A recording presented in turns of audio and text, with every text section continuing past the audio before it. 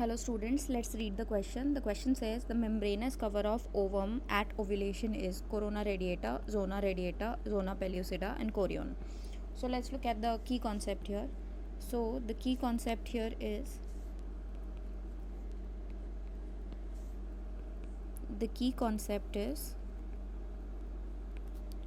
ovum and ovulation.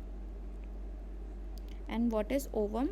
Ovum is basically the egg and ovulation is the release of egg.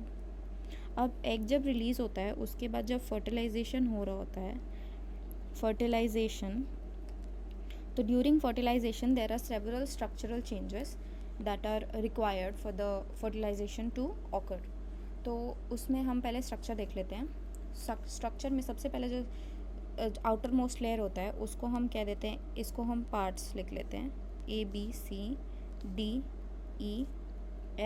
And G. Let's look at part A. तो part A जो है वो हमारा है corona radiata. ये outermost layer होती है of the ovum. Next जो है हमारा B is zona pellucida. This is a very important layer क्योंकि इनमें जैसे ही the sperm binds there are sperms attach होते हैं, वैसे ही स्ट्रक्चरल चेंजेस आते हैं. स्ट्रक्चरल चेंजेस होते हैं जिसकी वजह से और कोई भी no other sperm cell can bind. अब सी जो है, सी पार्ट इज़ हमारा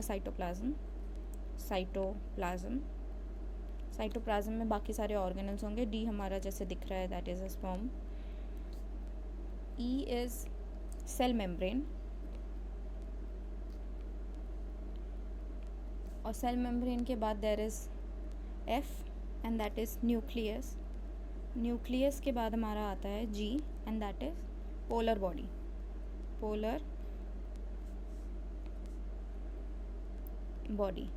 अब अगर ये वाले स्ट्रक्चर्स के रिस्पेक्ट में अगर हम क्वेश्चन देखें, the membranous cover of the ovum is corona radiata, therefore A becomes the correct answer.